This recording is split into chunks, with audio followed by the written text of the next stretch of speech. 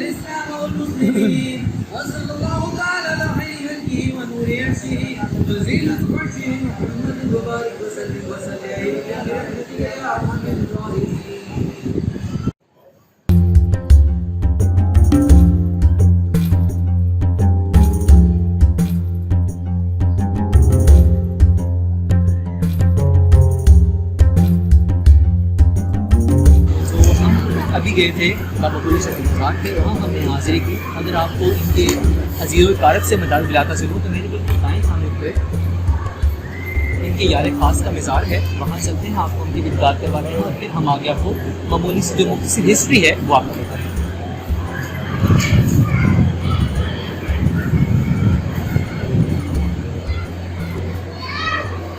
जी, तो ये जो कब्र मुबारक है ये उनके यार ख़ास की सरकार बाबा बुले शाह की, सैयद जाकिर इनका नाम है, ये उनका मज़ार है। और देखिएगा जहाँ जहाँ मोहब्बत करने वाले, औलिया से मोहब्बत करने वाले हैं, वहाँ पर जहाँ जहाँ वो रहते हैं वहाँ वह अपने यार को भी हमेशा साथ जोड़े रखते हैं। मैं आपको बताते चलूँ कि बाबा बुले शाह की जो उस्ताद मोहतरम थे और जिनकी इन्होंने बैठ की और जिनके रंग में ये रंग गए वो बाबा अनायत शाह थे, जिनका मज़ार लाहौर में है। और आए आपको जो फ़न मौसीकी है बाबा बुले शाह, बेसिकली जहाँ पे भी इश्क का जिक्र किया जाएगा, मौसीकी का जिक्र किया जाएगा, वहाँ पर बाबा बुले शाह का जिक्र सफ़े अव्वल में होगा। और हमें इसी तरह से यह एक वाहिद हस्ती है कि जिनसे हमें ये मौसीकी का जो अमल है, मौसीकी का जो फ़न का टोन है वो हमें मिलता है। बहुत से लोगों ने इनको दुकारा भी कहा कि ये कुफ्र करते हैं, लेकिन उन हालात में भी चूँकि एक लगन थी, अल्लाह की तरफ से खींच थी, तो उन्होंने एक काम को जारी रखा और अल्लाह के बहुत करीब हुए। आई बात की दूसरी बात है आपको इंशाल्लाह फिर आपके बात की स्ट्रीट फाइंड करते हैं मेरे साथ।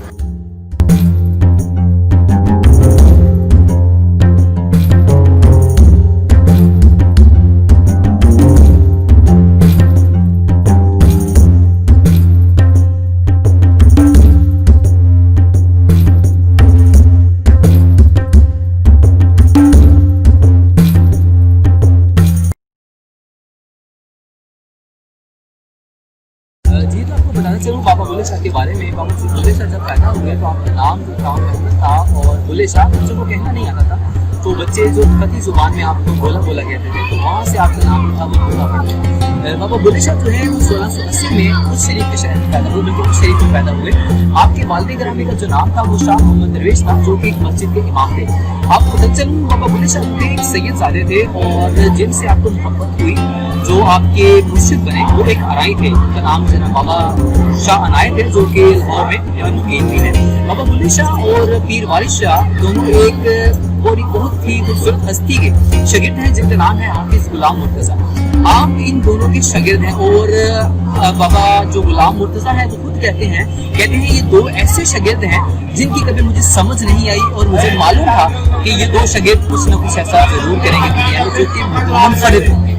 और बाबा बुल्ले शाह का एक कौल था कि इल्म बगैर अमल कुछ नहीं होता। बहुत से लोगों ने बाबा बुल्ले शाह को तंग किया, तंज भी किया और जहां तक हो सके उनको ये कहा कि ये इस्लाम के खिलाफ है, बहुत सी बातें करना भी शुरू की। तो बाबा बुल्ले शाह ने तमाम लोगों को जवाब देते हुए खूबसूरत शेर लिखा और उस शेर का मतलब ये कहा, पंजाबी का शेर था, उसमें सुफियाना कलाम का ये हिस्सा बोला कि कंजरी बनया मेरी इज्जत न करती। क्योंकि जब लोग देखते थे बुल्ले को और बुल्ला नाचता था, घुंघरू बांधता था और जब निकलता था तो लोग उनको टीज करते थे, उनको बुरा कहते थे, कहते थे कि सैयदजादे के आप जो है एक औलाद हैं और आप कौन से काम करें। तो बाबा बुल्ले शाह ने तमाम लोगों को वो एक जवाब दिया एक शेर में। वो शेर क्या था कि कंजरी बनया मेरी इज्जत न करती, मैनू नच के यार मलामड़ दे। तो खूबसूरत अंदाज में ये कहा कि कंजरी का मतलब क्या है। अगर हम अक्सर देखते हैं कि जो ख्वाजा सरा होते हैं हम इनको बहुत बुरा जानते हैं, लेकिन ऐसा नहीं है, वो भी एक इंसान है और उनकी भी जिंदगी है, हमें इनको बुरा नहीं मानना चाहिए। हर शख्स की जिंदगी है वो दूसरे से क्या है, वो मुतवासिल है, बिल्कुल एक जैसी है, बराबरी के हकूक उन्हें भी है और हमें भी है।